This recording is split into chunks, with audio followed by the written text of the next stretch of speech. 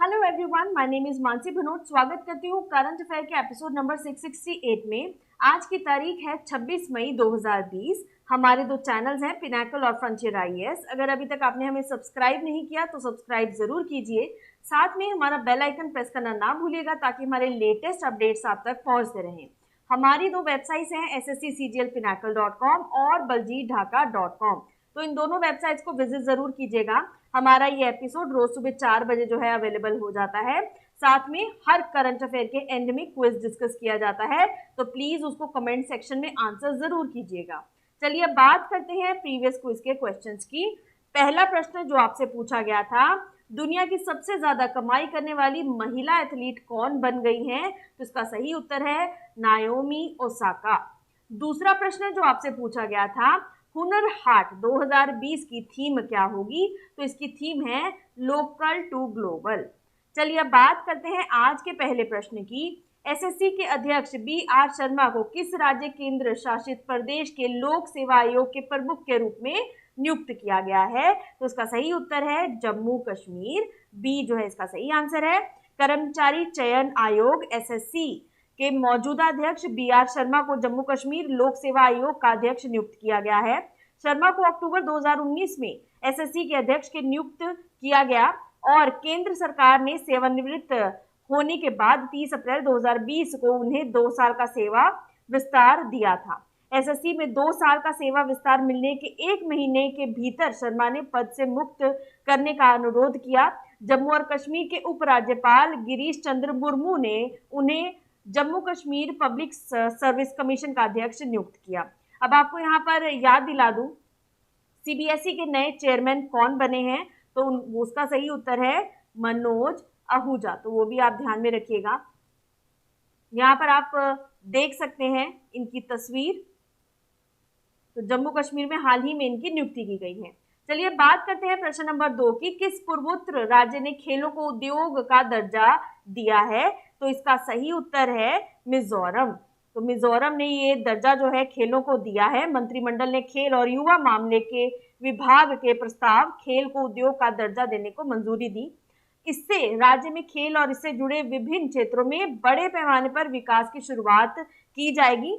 यह खेलों के समग्र विकास और उसके प्रति राज्यों में प्रतिबद्धता को दर्शाता है। हमें उम्मीद है कि खेल गतिविधियों में निवेश के लिए निजी कंपनियां भी इससे आकर्षित जरूर होंगी। अब यहाँ पे आप तस्वीर में देख सकते हैं। नेशनल पार्क्स की बात की जाए, Murlen national park, Dampa tiger reserve, Tawi wild life sanctuary. Capital है यहाँ की ऐजवाल। गवर्नर है पीएस सिद्धरनन पिल्लई। सीएम है यहाँ के जोरम थंगा। तो आप ये ध्यान में रखिएगा। अब आपको यहाँ पर एक और चीज बता दूं, नए खेल और युवा मामलों के सचिव किसे नियुक्त किया गया है? तो उसका सही उत्तर है रवि मित्तल को। चलिए बात करते हैं अगले प्रश्न की। किस देश ने अपने उपग्रहों को खतरों से बचाने के लिए स्पेस ऑपरेशन स्क्वाड्रन लॉन्च किया है? वो आपको बताना है। तो ये लॉन्च किया गया है जापान के द्वारा। जापान ने अपने उपग्रहों को खतरों से निगरानी रखने के लिए जो है ये ऑपरेशन शुरू किया है। स्पेस ऑपरेशन स्क्वाड्रन जापान की एयर सेल्फ डिफेंस फोर्स का हिस्सा है।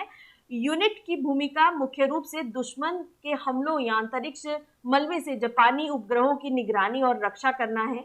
यूनिट के 2023 में पूरी तरह से चालू होने के बाद लगभग 100 सदस्यों के बढ़ने की उम्मीद है। यह क्षेत्र में अन्य सैनिकों के लिए उपग्रह और आधारित नेविगेशन और संचार भी करेगी। तो यहाँ पे आप देख सकते हैं।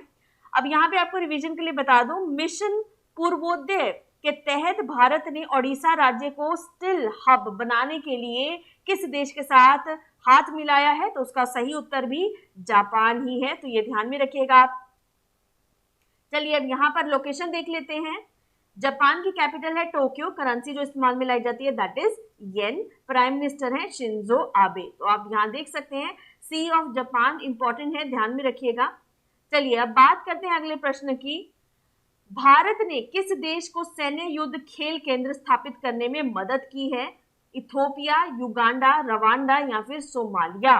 तो इसका सही आंसर है युगांडा को मदद की है। युगांडा के राष्ट्रपति योवेरी मुसेवेनी ने युगांडा पीपल्स डिफेंस फोर्सेस के लिए युद्ध खेल केंद्र का उद्घाटन किया।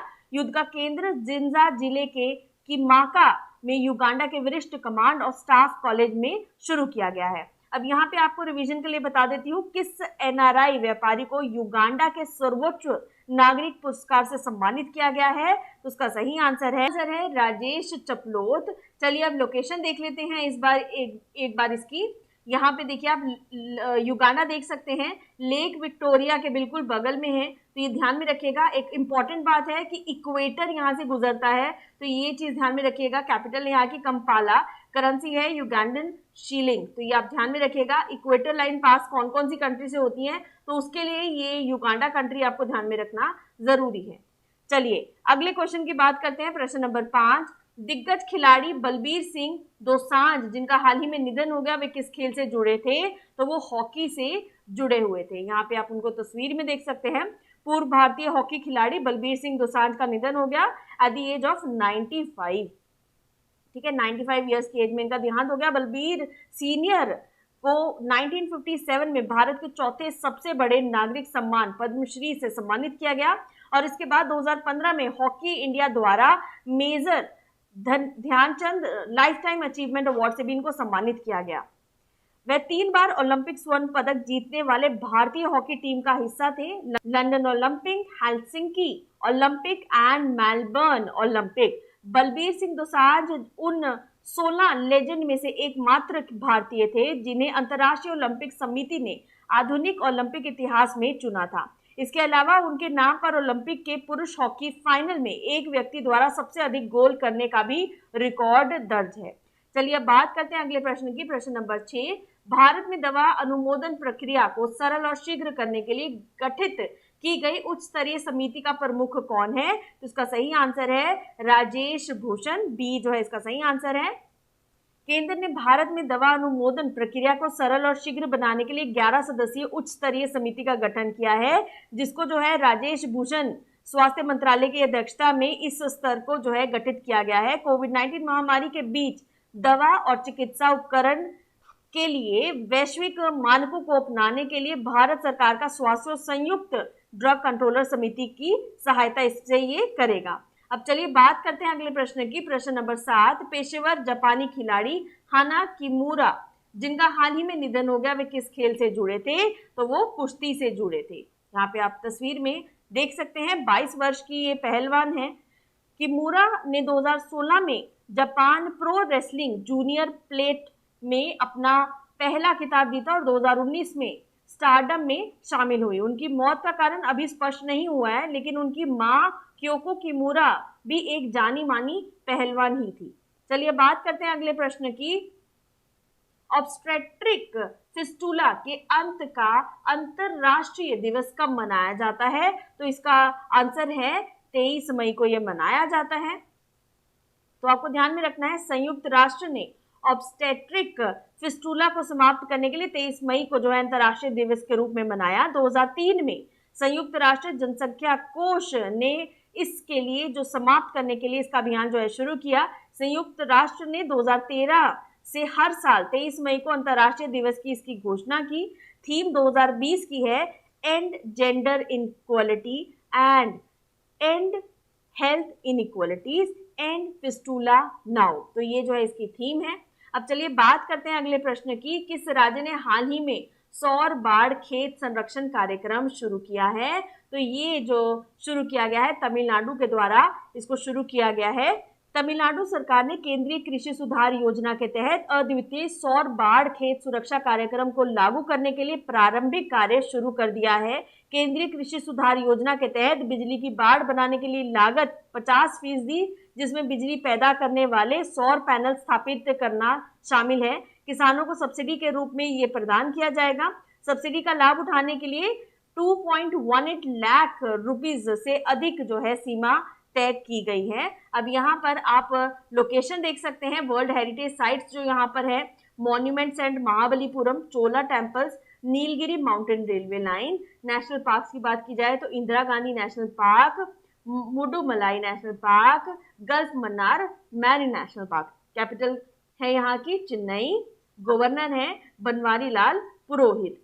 चलिए बात करते हैं अगले प्रश्न की, प्रश्न नंबर 10। राष्ट्रीय खेल 2022 की मेजबानी कौन सा राज्य करेगा? तो ये किया जाएगा मेघालय के द्वारा। तो मेघालय जो है ये 2022 में 39th राष्ट्रीय खेलों की मेजबानी करने की इसको अनुमति मिल गई है।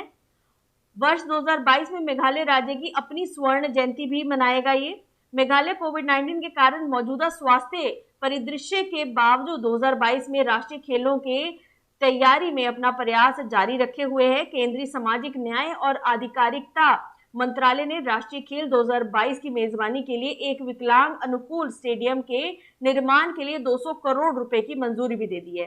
तेंदुआ मेघालय राष्ट्रीय खेल 2022 में शुभारंभ करेगा। यहाँ पर आप लोकेशन देख सकते हैं मेघालय की। कैपिटल है यहाँ की शिलोंग, गवर्नर सीएम है यहाँ के कॉनराड संगमा, गवर्नर है यहाँ के थडगाटा रॉय। चलिए बात करते हैं समरी कीवर्ड्स 26 मई 2020 की। एसएससी चेयरमैन बीआर शर्मा को हाल ही में जम्मू कश्मीर के पब्लिक सर्विस कमीशन में नियुक्त किया गया है। इंडस्ट्री स्टेटस टू स्पोर्ट्स जो है दिया गया है मिजोरम को, मिजोरम ने दिया है। स्पेस ऑपरेशन स्क्वाड्रन जो है ताकि सैटेलाइट्स के द्वारा प्रोटेक्शन की जाए तो वो जापान के द्वारा की गई है। इंडिया जो है मिलिट्री हेल्प वॉर के अगेंस्ट जो है प्रोवाइड करेगा युगांडा को। लेजेंडरी प्लेयर बलबीर सिंह दोसांझ जिनका हाल ही में निधन हो गया, ये हॉकी को बिलोंग करते थे। High level committee simplify and expedite drug approval process जो है ये राजेश भूषण के द्वारा इनकी निर्देशता में किया जाएगा। हाना किमुरा जिनका हाल ही में निधन हो गया, ये जापान की प्रमुख रेसलिंग प्लेयर थी। एट द एज ऑफ 22 इनकी डेथ हुई और इनकी मदर भी जो है रेसलिंग से ही बिलोंग करती है। इंटरनेशनल डे ऑब्स्टेट्रिक फिस्टूला जो है मई 23 को मनाया जाता है। Solar fence farmland protection programme Tamil Nadu द्वारा शुरू किया गया है। नेशनल गेम्स 2022 की मेघालय में होगी, जिसका जो है राष्ट्रीय खेल में जो शुभारंभ है वो तेंदुए के द्वारा किया जाएगा। अब बात करते हैं क्विज फॉर द डे की। दिग्गज खिलाड़ी बलबीर सिंह दोसांझ जिसका हाल ही में निधन हो गया, वे किस खेल से जुड़े थे ये आपको बताना है।